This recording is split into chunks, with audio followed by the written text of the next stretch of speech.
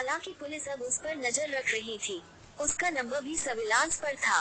Police उसकी location trace कर रही थी।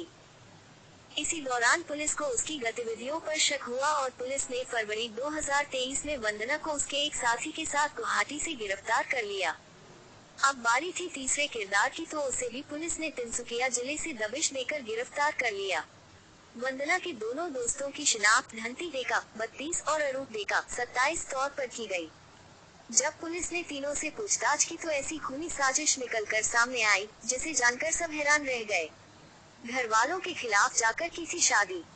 पुलिस को छानबीन के दौरान पता चला कि करीब 12 साल पहले वंदना और अमृतज्योति ने अपने परिवारों की मर्जी के खिलाफ जाकर शादी की थी। हालांकि बाद में अमृतज्योति की मां शंकरी ने अपनी बहू और इस शादी को स्वीकार कर लिया था। यही नहीं, शंकरी अपने बेटे और बहू की रुपये पैसों से भी मदद करती थी।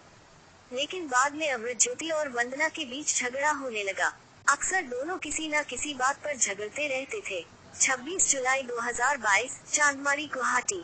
उस दिन दोपहर का वक्त था। अमृतज्योति किसी काम से बाहर गया हुआ था। घर में शंकरी और उनकी बहू वंदना अकेली थी। शंकरी को जरा भी अंदाजा नहीं था कि अगले कुछ पलों में उनके साथ क्या होने वाला था। वो अपने में आराम कर रही थी। तभी वंदना वहां पहुंची और बेड पर चढ़ गई। इससे पहले उसकी सास शंकरी कुछ समझ पाती, वंदना ने उनके नाक और मुंह पर तकिया रख दिया। शंकरी छटपटाती रही, तड़पती रही, लेकिन वंदना ने उसे नहीं छोड़ा और कुछ देर बाद शंकरी का शरीर शांत हो गया। वो दम तोड़ चुकी थी। अब वंदना ने अपने प्लान मुताबिक फौरन अपने दो दोस्तों को कॉल करके अपने घर बुला लिया।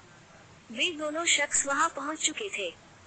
अब तीनों मिलकर पहले तेजधार हथियार से शंकरी की लाश के 3 टुकड़े कर दिए और फिर उन टुकड़ों को पॉलिथीन में बांधकर कार की डिग्गी डाला और पड़ोसी राज्य मेघालय की तरफ निकल गए। बॉर्डर क्रॉस करने के बाद उन्होंने शंकरी की लाश के टुकड़ों को अलग अलग जगहों पर फेंक दिया और वापस गुवाहाटी लौट आए। जब अमृतज्योति डे वापस आया और उसने अपनी मां के बारे में पूछा तो वंदना ने बताया कि वो किसी काम से बाहर गई हैं।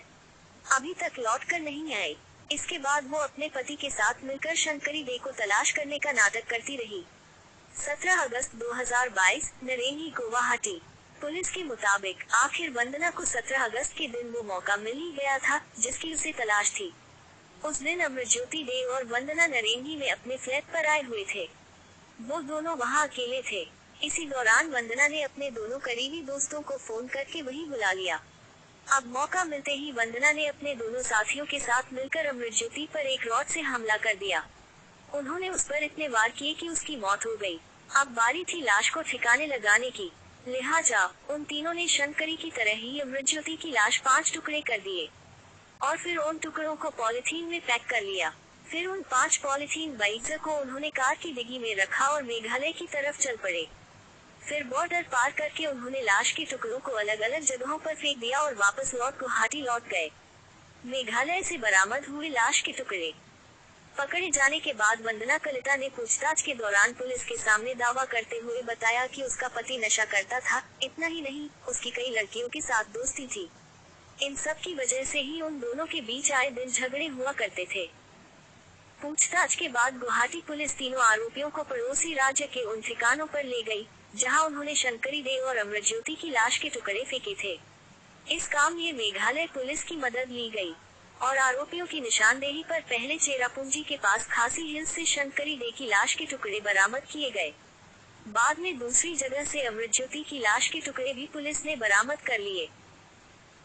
पुलिस ने इस केस की छानबीन के दौरान मुख्य आरोपी वंदना और धंती के मोबाइल फोन, लाश के टुकड़ों को ले जाने वाली कार, दोनों मृतकों के एटीएम कार्ड, फटे हुए कपड़े और एक कंबल भी बरामद किया। ये वही कंबल था जिसमें शंकरी डे की लाश को लपेटा गया था।